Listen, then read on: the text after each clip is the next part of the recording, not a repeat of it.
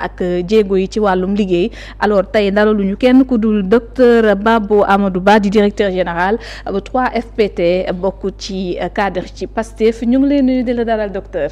maa ngi lay sant di la remercier ci invitation yi. di nuyu aussi l'ensemble des internautes qui nous suivent à travers seen plateau yi que ça soit Facebook YouTube et cetera. am mbégte am kontaan te teew fii nag am ñaari casquette. waaw sama casquette njëkk bi mooy en tant que DG du 3FPT. mooy le fonds de financement de la formation professionnelle et technique. mais en tant que aussi le vice-coordonnateur du MONCAP, le mouvement national des cadres patriotiques. waaw justement ci ñu yokk ko ndax casquette yi bëri na macha allah waaye ñu fàttali ne économiste nga te tolluwaayu réew mi laaj na ñu wax fi nga xamante ni moom la finance publique yi toll naam ñëw nañ ci waaye audit yi dafay gën a daal di xuus jëmee ci situation bi gis nañ ci semaine bi ñu wees sax Cour des comptes am na loo xamante ni lettre la bu ñu saisir nañ ñi nga xamante ni ñoom ñoo di ministre de la justice ngir ñu taxawaay ci wax nañu ba ni ci lu confidentiel loolu. am na ay dugal ak génne ci wàllu koppar yoo xamante ni même dem na ci au-delà sax ci ministère yi bu ñu ciy wax waaye ba ci trésor public mu am ay suspicion yoo xamante ni faaw ñu leeral ko loolee gis nañ ni bu matul fukki tamit jege na ko loolu yëpp tukkee ci njombe yi ñu wax am na ci gafaka réew gi ni ñu ko géré woon alors naka la yu ñu mel mën a amee ba yegg si fii tey ba ñu jébbal ko jëwriñ bi nga xamante ni moom moo yor wàllum yoon.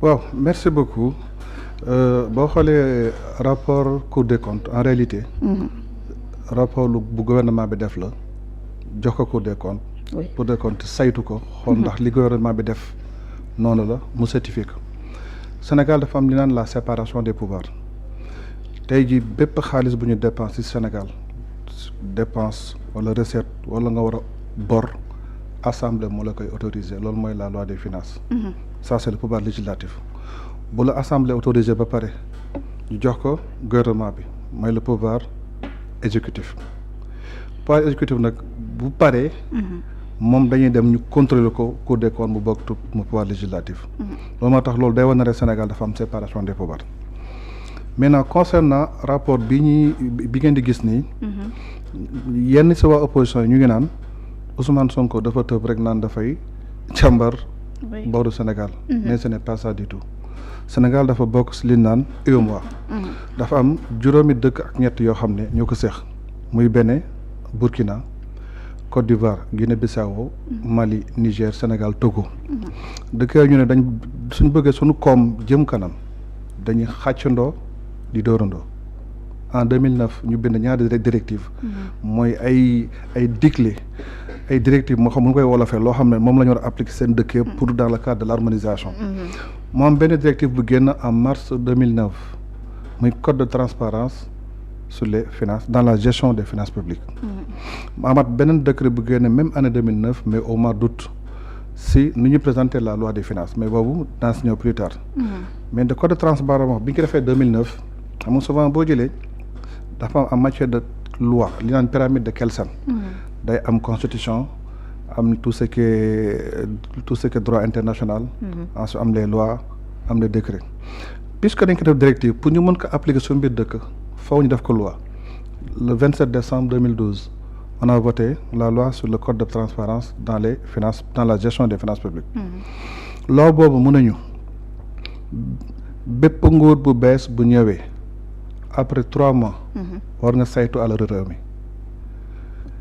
mi fi ñu war a gën dut baaraam mooy wàllu bor bi mooy la dette ak wàllu déficit bi mooy ñaata xaalis nga war a soxla pour développer économique loolu c'est en 2012 maintenant le président Macky Sall on l'a élu de 2012 à 2019 mu am beneen mandat moom amoon na beneen mandat parce que soo duggee si loi bi dafa am ay tomb yu bëri tomb bi ko wax mooy tomb 1.7 3 mois après un nouveau mandat présidentiel donc pour rappeler Sénégalais ne le président Macky Sall bi fi jógee waroon na ko def 2019 defu ko ñun nag bi ñëwee le président Diomaye Faye ñu fal ko président automatiquement 3 mois waa IGF ministère des finances et du budget commencé bind bi ñu bindee ba pare maintenant jébbal ko waa Cour des comptes ñu ko jébbal Cour des comptes mois de septembre Cour des comptes càmbar ka ba le 12 février Cour des comptes génnee rapport bi certifié ko damay fàttali rek bi Ousmane Sonko waxee dañ ne non nañ baar ba rapport Cour des comptes génn.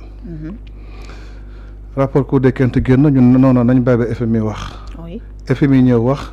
bon fa laa gëj a dégg gaay fu war na rek il faut ñu tënk ko léegi rapport Cour des comptes boobu suñ ko tënkee Sénégal yi ñu déglu dafa am ñaari partie partie bi njëkk bi dafa nekk si wàllu le budget suñu nee budget nag dafa ne ay recettes ay dépenses. recette mooy fa la ñuy jëlee xaalis ginnaaw xaalis boobu buñ ko amee fa lañ ko yóbbu loolu mooy la dépense loolu mooy la première partie bi am dans le rapport de la Cour des comptes. deuxième partie bi mooy wax si wàllu trésorerie ak si wàllu dette. mooy koppar xaalis Sénégal normalement Sénégal banque am mooy le trésor public. amaana léeg-léeg mu ne ubbi ay compte bancaire naa si ñëw. léeg-léeg mu ne ay compte bancaire naa si ñëw. mais beneen bi mooy dette. ñu gis nag mu am ay problème yu bëri maintenant si wàllu recette bi. justement si wàllu recette yi li ñu daan dépense yoo xam dañ ko déclassé supposons ma am ay recettes yoo xam ne. 2024 laa ko réalisé ma yóbbu ko 2023. pour nëbb le niveau du déficit. d'accord recette bu moyen beneen bi mooy ay nit amal état bu Sénégal xaalis fay ñu ko mu toll si 640 milliards. beneen bi mooy xaalis bu état bu Sénégal waroon encaissé ñu def ay exonération au niveau de la direction générale des douanes ak direction générale des impôts et domaines mu nekk à peu près 4000 milliards. loolu dafa nekk soo boolee 4000 yi jël 340 yi jël dafa nekk xaalis bu bëri boo xam ne war nañ ko encaissé ñu ko. au niveau des dépenses nag on a constaté que suñ jëlee dépense état ñu jël partie 2 les salaires. entre 2019 ak 2023 dafa jógee 744 milliards dem 1300. yokk na lool mais dañ si càmbar bi mujjee et cetera maintenant tey ji rapport bi. partie bu mu gën a doyewaar mooy deuxième partie bi naan trésorerie Sénégal trésorerie ak la dette publique. maintenant bu ñu jëlee trésorerie dafa am li naan benn bor bu ñu def benn banque IB banque ñun dañoo leb xaalis.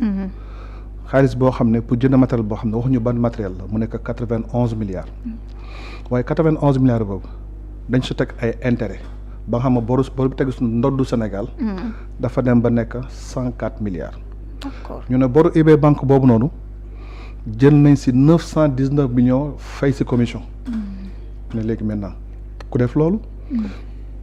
mais rappelé gis nga Sénégal ni muy doxee wàllu xaalis dafa am li naan règlement général sur la comptabilité publique moom article 133 am article 134 ñi may suivre mun nañ ko génne règlement général sur la comptabilité publique.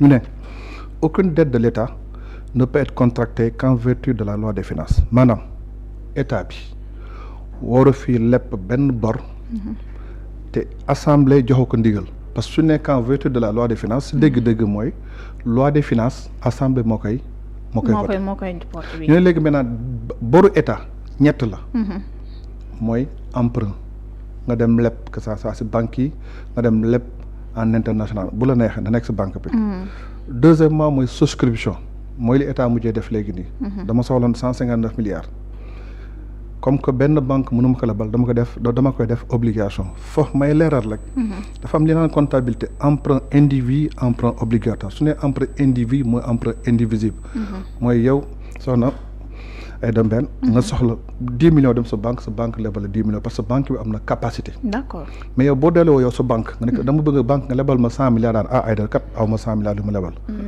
waaye boo bëggee mën nañ trouver solution bi dañuy jël sa 100 milliards diviser ko ay pàcc yu ndaw ay 10 000 ñu ne askan bi kat ay da moo soxla 100 milliards maintenant lu mu ndaw mën nga ko lebal 10 000 loolu mooy une obligation tey ji man su ma la bëggee lebal 100 000 damay jënd 10 obligations loolu Sénégal def récemment avec voilà emprunt obligataire. vision bi ngeen ci amoon sax d'ailleurs double na ko wala voire triplé ko. 150 on est arrivé à 405 milliards. oui loolu mooy donc état mën na leb emprunt état mën na leb souscription. d'accord état am na beneen bor bu tegu si boppam boo xam lebu ko mais keneen moo ko leb tekk si boppam mooy les engagements tey jii man ma yor benn société nationale.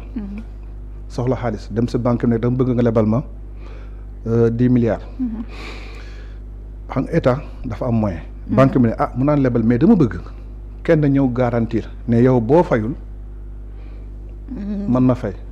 donc société nationale boobu day leb dans une banque 100 milliards mais day leer sa état da ko garantir boobu day mel ni bor maanaam bu fayul.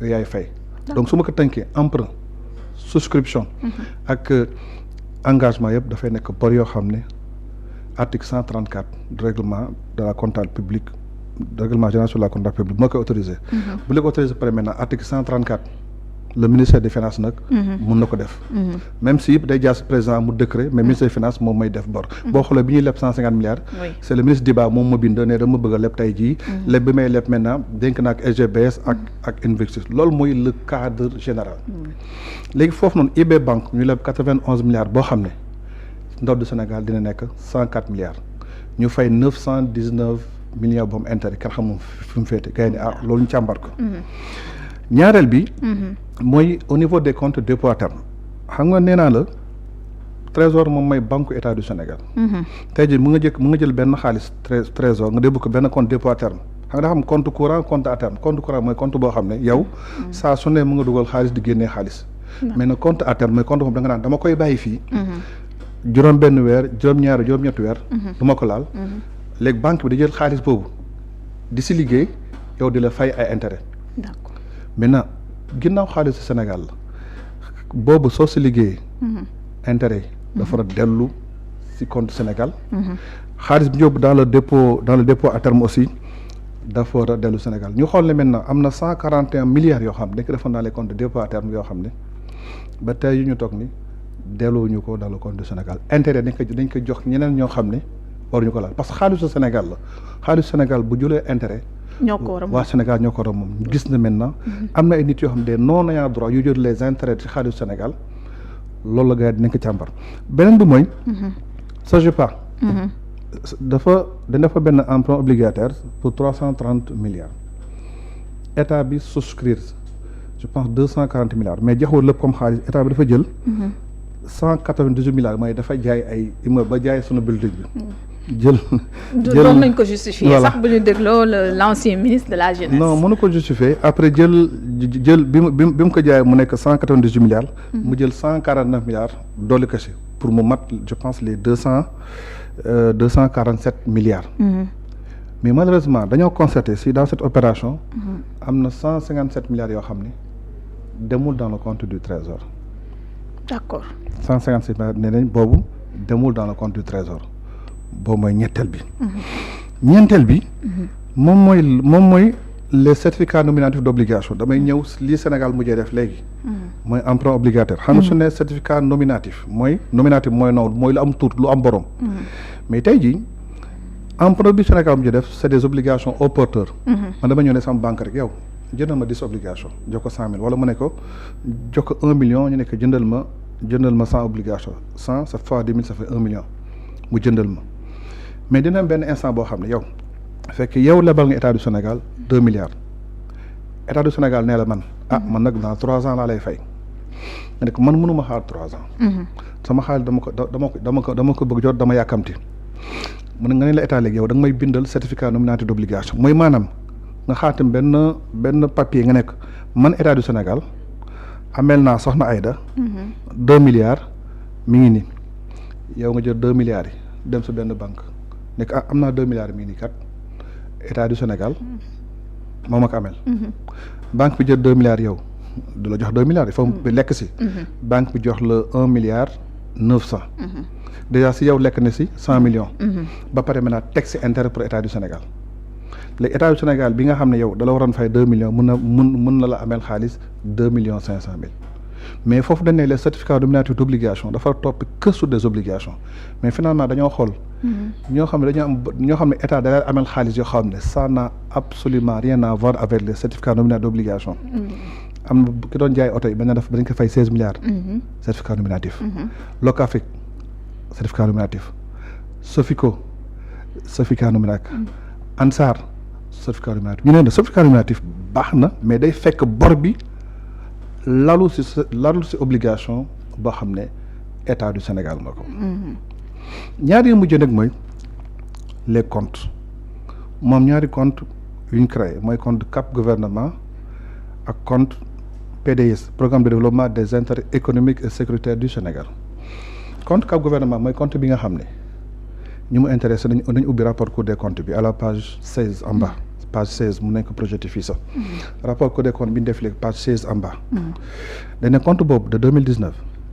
à 2023 li fa dugg xaalis génn xaalis c'est 1343 milliards 1343 milliards rapport Cour des comptes bi ñu projeté léegi mu nekk page 16 en bas mu nekk projeté après compte boobu li fa dugg si xaalis mat na 1343 milliards laaj nañu xool maintenant 1340 milliards fan la jaar membre programme de développement des intérêts économiques et sécuritaires du Sénégal en 2019 Ousmane Sonko mu nga doon wax naan affaire du 94 milliards une partie de l'argent ñu ko fay si compte boobu am na 303 milliards yoo xam ne kenn xamul fan la jaar na ma génn rapport Cour des comptes à la page 16 donc yooyu yëpp boo ko xoolee benn saa maa ngi dégg waa APR naan wuy rapport Cour des comptes bi kenn newul la ñuy sanctionné ou pas ma ne que nag seen problème moo duñ lire parce que nee nañu déjà ay recommandations la ñu joxe mais bu ngeen ko tënkee dafa mel ni juste que dañu critiquer gestion bi ne nañu léegi dama naan sa bu dee sa réalisateur bi aussi mu rapport Cour des comptes na ma indil page 5 parce que aussi lépp lu waaye wax tale day am firnde oui soo jëlee page 5 bu rapport Cour des comptes bi dafa ne les faits relatés dans ce rapport susceptibles d'être constitués de faute de gestion de fait et d'infraction pénale feront l'objet de référé et de déféré maanaam ñoom nee nañ li ñu càmbar ce rapport Cour des comptes bi bu dee am na faute de gestion maanaam man mii tey jii ma signé marché boo xam ne waruma ko signé parce que kat man dañ ma santé ma gérer xaalisu état dañ ne les dépenses de l'état sont engagées liquidées ordonnées et payées man en tant que ordonnateur man may engagé liquidé ordonné bu dee dama fayloo état lu mu warul fay c'est une faute de gestion d'accord ñaareel bi mooy gestion de fait dañ ne dans la dépense de l'état kii joxe ndigal ak kii di fay du bokk dafa am phase administrative man je suis ordonnateur de budget traité man may ordonné man may engagé pour état man ma naan état bi kas su ma signé benn contrat ne damay jënd ay meubles de 30 millions damay engagé ñu indil ma facture bi ma lire ko signé ma liquidé su ma paree ma def benn mandat ne comptable fay man fa laa yem léegi su ma defee mandat jox comptable bi aussi mooy xool mooy l'agent comptable moom mooy fay mais man bu ñu ma fekkee may signé ay chèque joxe xaalis c'est une gestion de fait c'est interdit man awma droit laal xaalis awma droit manipuler xaalis awma droit sax chèque bii sama agent comptable def awma droit laal ko parce que dañ ma ne yow fii la si liggéeyee moo tax ñu ne faute de gestion ak gestion de fait ak des faits surtout d'être considérés d'infraction pénale feront l'objet de référé et de déféré. D'accord. loolu nag la soo liiree soo génnee le 5 mai je pense le 5 mai wala 5 avril. 5 avril. lettre boobu nag le procureur général du pôle judiciaire financier bind ne man kat jot naa benn bataaxal boo xam ne. mu ngi jógee si le premier président de la Cour des comptes Mamadou Faye moo ko bind le ministère de la justice jox ko le procureur général près la cour d'appel le procureur général près la cour d'appel jox ko le procureur du pôle judiciaire financier lettre boobu moom lañ publier mu nekk 8 cas yu grave 8 jox naa la 4 yi mën naa jox yeneen moo tax il faut ñu topp affaire yi fu mu toll donc li mën a relater fii yëpp noonu la demee li si ëpp mooy wàllu trésor ñi warul gérer xaalis di gérer xaalis ñi warul manipuler xaalis di manipuler xaalis nga dem di leb xaalis boo xam ne da nga ko leb te assemblée yóbbu ko dama naan chaque année on vote la loi des finances moo tax ñu tudd ñoom ministère des finances ak trésor public moo tax ñoom parce que ñoom ñooy manipuler xaalis d'accord ñoom ñooy manipuler xaalis mais si biir manipuler xaalis boobu aussi dañ ne yow kat sa liggéey kat mu ngi yem si phase administrative dana ne yow engagel liquidel ordonnel joxal mandat mu fay soo paree maintenant waa trésor ñoom ñooy téye xaalis ñoom ñoo war a fay mais foofu lañ seetlu ne gestion trésorerie Sénégal dafa sooxe mais beneen bi aussi ñiy génn di leb boo xam ne yëguñu ko ba mu mat 2545 milliards 7 milliards d'euros loolu on l'a vu donc loolu moo tax maintenant. le document. oui dem foofu mooy ñu doon naan ñi doon wax naan ñoo dañ ne des recommandations dama ne xam nga souvent dañu am paresse lire mais li ma la wax ni à la page 5 dama gëm mu defal ma ko. mais ñu lire ñi lire ba def contre rapport d'ailleurs def nañ sax contre rapport bi ba noppi moom ñooñu kay jàpp ñu ni benn yoon lii ni nga ko junjee nii noonu lañ ko gisee déjà il conteste toujours tey fiabilité bi wala boog nenn ñi ñu ko junjee les faits relatés dans le présent rapport présumés de constituer de faute de gestion li ma wax léegi xoolal gestion de fait ou d'infraction à caractère pénal feront l'objet de référé feront l'objet de déféré ou bien de référé léegi nag document bi jox nañ ko moo tax ma ne xam naa bi ñuy lii dañoo sotti partie bi moo tax ñu naan on n'a pas parlé de fonction maintenant contre rapport boobu waa APR def man dama ko lire ba mu jeex. Ah, vous avez pris le temps. Non ma damay xarit xoolal contre rapport soo bëgg mën naa la si wax de en fait dañoo bind rapport u page yi bëri na de. non 12 pages la. waaw ñu jël seen temps nee nañ càmbaraat ko. 12 pages lañ bind. Cour des comptes dafa bind une 80 ñoom 12 pages lañ bind. mais soo gisee rapport bi. day mel ni 25 pages la. waaw mais xam nga tey jii yow booy bind livre ñun ñii tam nañu bind livre. sooy bind numéro page yi. day commencer introduction. jeex conclusion. ñoom soo jëlee seen introduction dem conclusion 12 pages la 13 pages yëpp ay dañoo photo ay couverture le rapport d'exécution sur les lois de finances naan wéy Cour des comptes moo ko validé donc 12 pages la. boobu mu remettre Alioune Tine ñu ko doon seen. boobu laa lay wax man soo bëggee man dama ko lire décortiquer ko. d'accord je prends le temps de lire et yow bi décortiquer. nga ko lire jàngat ko lan nga gis. j'ai vu de la littérature déjà dès la première partie dañ ne. ils ont voulu nous rappeler le point 1.7 du code de transparence sur la gestion des finances publiques. ñu ne 3 mois après un nouveau mandat présidentiel. Il faut faire l'audit des finances publiques ma ne ñoom xam nga dañoo fàtte ne en 2019. il y avait un nouveau mandat présidentiel foofu lañu faussé seen livre yëpp. parce que ñoom ils n'ont pas respecté ils devaient le faire ñaareel bi ñu ne Ousmane Sonko moo waxoon am na compte 1000 milliards ma ne leen dem naan rapport Cour des comptes à la page 16 en bas nañ ma ko indil avant muy jeex. ñetteel bi nag ñu attaqué Cour des comptes. xam nga foo fekk ay Abdou Nguer ay Badara Gadiaga ay Pape Malick Ndour ne dañuy attaqué waa Cour des comptes est-ce que tu penses que nous sommes dans un pays sérieux ñu ne Cour des comptes yow kat jëfoo li nga dañ ne yow bu na joxee rapport da nga ko war a diffuser. 3 mois effectivement on a donné Ousmane Sonko a donné rapport de la Cour des comptes au mois de septembre. Maintenant soo jël septembre. octobre novembre décembre janvier février. boo xoolee le 12 février 5 mois après. la ko Cour des comptes génne ñu ne Cour des comptes dafa dépasse 3 mois. oui may rappeler gars yooyu. page 16 en bas may rappeler les gars yi ne leen. Cour des comptes soo ko joxee rapport. bu muy auditer. da jël 3 mois pour auditer ko. bu jëlee 3 mois ba pare. jël 1 mois boo xam ne. day jox le procureur jox avis. ensuite bu paree 1 mois mu def principe du contradictoire parce que les rapports de la Cour des comptes. les procédures là sont écrites et contradictoires suñu bindee ba gis dañ la ay soxna ay kat lii kat gis nañ ko. bind la jox la da nga koy weddi wala da nga koy dëggal. bu dee yaa ko def. léegi ñoom nee na ñoom mënuñu ko def à moins de 3 mois. mais xam nga lii tax. gars yi mënuñu comprendre. rapport Cour des comptes les procédures mooy article 66 dafa nekk loi organique c'est-à-dire Cour des comptes li ko tënk loi organique la.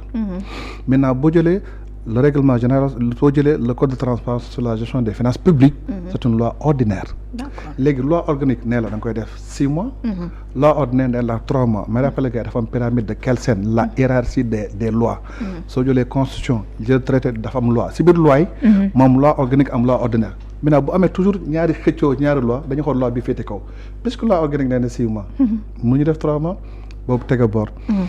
ñu ne léegi amul principe du contradictoire. principe du contradictoire boo lire dans rapport des Cour des comptes dañuy gis ñu ne. le trésorier a dit. le ministre des finances a dit. bii gën a doy waar ñu ne waaw naka la Cour des comptes di valider chaque année loi de règlement ñëw naan lii baaxul ma ne déet Cour des comptes su assemblée voté exécutif exécuté moom d'ici fin juin le ministre des finances dafay préparer document. dafay préparer le projet de loi règlement.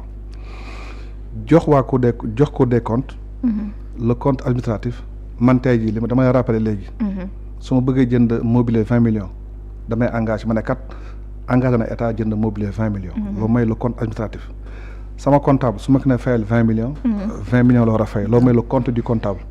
nga dem ministère des finances mu am le compte général de l' administration des finances léegi Cour des comptes day jël document yi mu ne est ce que lii benn est ce que man li ma ordonné. man su ma ordonné 20 millions. comptable bi fay 25 millions. finance enregistré 30 millions. y' a pas de déclaration générale de conformité danaan lii c' est pas conforme. donc y' a défaut. défaut danaa naan c'est-à-dire c' est la déclaration générale de conformité maanaam. d'accord le compte administratif le compte du comptable ak le compte du ministère des finances band mu ne ok c' est bon. d'accord il ne l'a jamais dit. benn bi mooy le rapport sur l'exécution des lois des finances yow loi des finances ne la yow tey budget bi ma la voté Aïda c' est 1 milliard. yaa nga dem dépenser 1 milliard 300 day ñëw ne la yow pour la nga dépenser budget ne la recommandation bu ko defee donc pendant toutes ces années là la Cour des comptes boo duggee dans le site internet tu peux télécharger tous les rapports. dafa joxe ay recommandations joxe des recommandations sur la déclaration de conformité. donc ça ne veut pas dire. donc rapport bi loolu la APR doon def. donc c' est vraiment. et puis sur la dette. wax yoo xam ne kuy def classe seconde sax sañu ko bind. d' ailleurs nee nañ sax dette bi dañu wax pour ni ko Ousmane Sonko le PM déclaré loolu ba tey FMI taxawaay moom mooy ngeen wax loolu fan la ak naka la ñoom ba tey jóge wu moom laa lay ñëwee nag soo gisee rapport waa APR dañ ne. soo jëlee sooy tënk dettu Sénégal dafa am dette boo xam ne fii la si dette intérieure maintenant léegi bu ñu nee dette intérieure. dañuy jël Sénégal ak EUMA parce que maa ngi la naan day am kuréel boo xam ne moom lañ bokk mooy EUMA. dafa am bon du trésor obligation du trésor. ak emprunt bancaire maanaam. état boobu bay leb xaalis trésor mooy leb au nom du trésor. obligation du trésor mooy li am léegi mooy les 150 milliards qu'on a lancé on a obtenu 405. boobu obligation bu nekk au minimum da nga koy jaayee 10 000. boobu c' est plus de 3 ans maintenant mu am bon du trésor yoo xam ne au minimum 1 million lay jar mais warul passer 2 ans dafay gàtt. léegi mu am emprunt bancaire mooy les lettres de confort que l' état a donné et les obligations nominatives maintenant waa APR seen rapport ñu ne. emprunt yi bokk si ñu dolli si ne.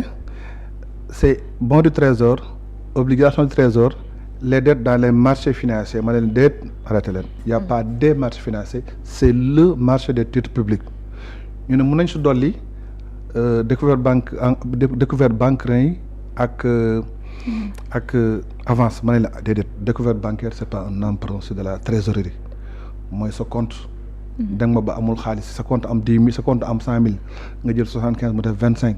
nga jël 25 mu def 5 nga jël 5 mu def 0 banque bi ne la mën naa la dugalal xaalis mais boo fin du mois ba salaire ñëw ma jël ko loolu c' est pas un emprunt c'est de la trésorerie.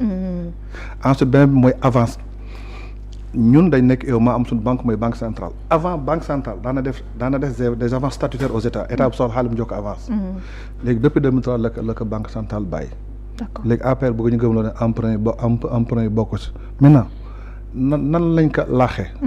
nee la c'est tellement simple dañ la ne 133 règlement général sur la comptabilité publique aucune dette de l'État ne peut être contractée qu'en vertu de la loi des finances loi des finances ba amee parce que mën nañu voter loi des finances au mois de janvier.